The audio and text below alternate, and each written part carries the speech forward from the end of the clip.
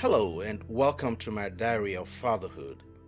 I am Joseph Oche, your partner in intentional parenting.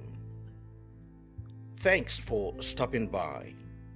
My journal today is titled Son, Commitment is Hard but Very Rewarding. I'm a member of the Colby Prison Ministries and had scheduled to visit our brothers in prison on Saturday, August 14th, 2021. I committed to it in July. But as our children prepared to resume school in fall for the new school year, we also started receiving their calendar of activities. The first Parent Empowerment Forum for John's school was also scheduled for the same day as my prison visit. So I was in a dilemma, but thank God for His grace that gave me the answer. I went plain to John. I called him and said, son, please, I don't want you to feel that I'm going around doing all the superhero things for others, but neglecting my job as your father. He looked surprised.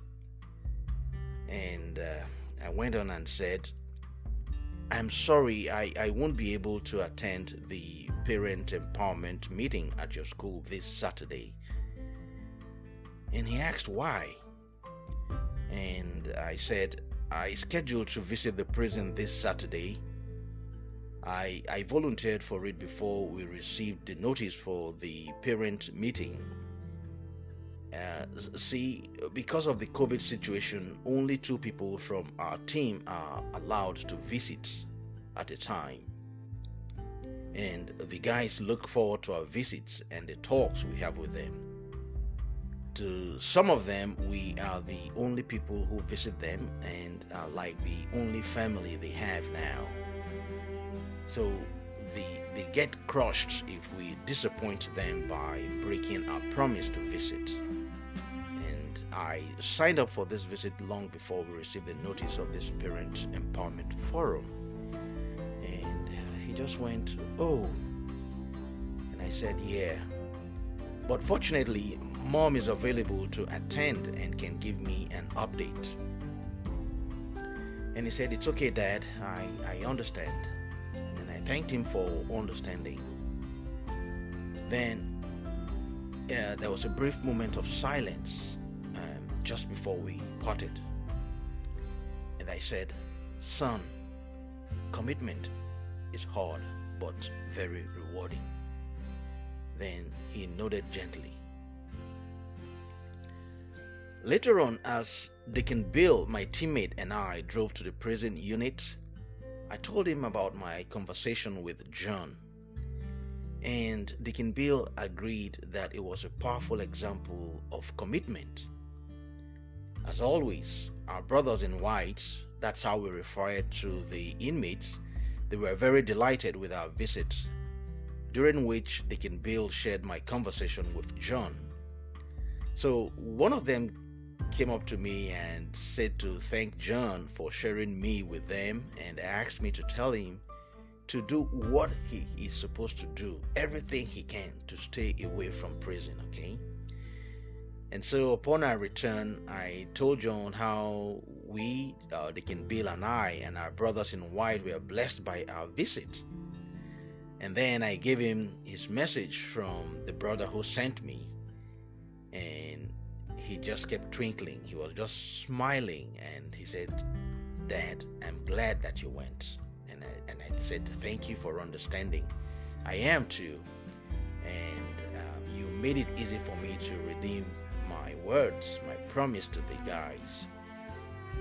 See, if we do what we promise to do, then we become trustworthy, and that is how our characters will be defined. Friends, I believe that virtues, like in this case, commitment, are better learned from mentors when they demonstrate it more than talk about it.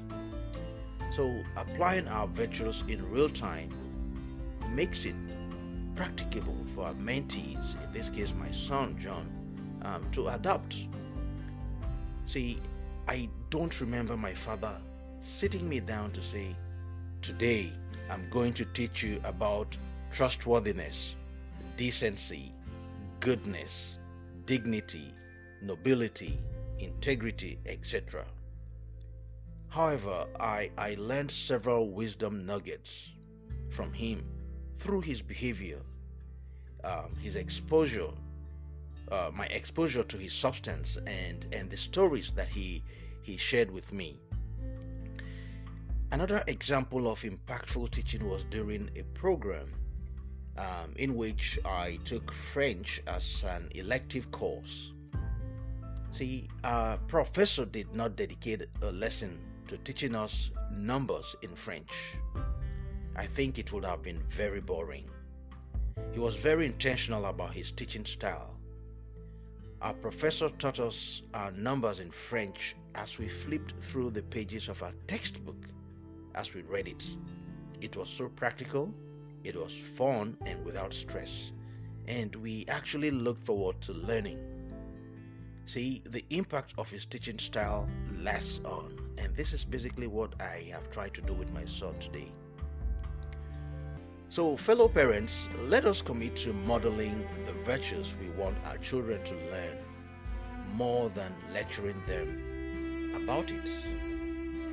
And here is the scriptural reference for my story today, and it's taken from Numbers chapter 30, verse 2. And it says, "When a man makes a vow to the Lord or takes an oath to obligate himself by a pledge, he must not break his word, but must do everything he said." And friends, with that, I'm going to wrap things up for today. Thank you for listening. If you're yet to subscribe, please be sure to do so, and you will receive notifications of current posts. Friends, like I've always said, this is not meant to be a monologue, but a dialogue. So please feel free to comment, like, and share so we can continue to have engaging discussions about parenting from diverse perspectives. Again, I am Joseph, your partner in intentional parenting. And until the next episode, it's goodbye for now.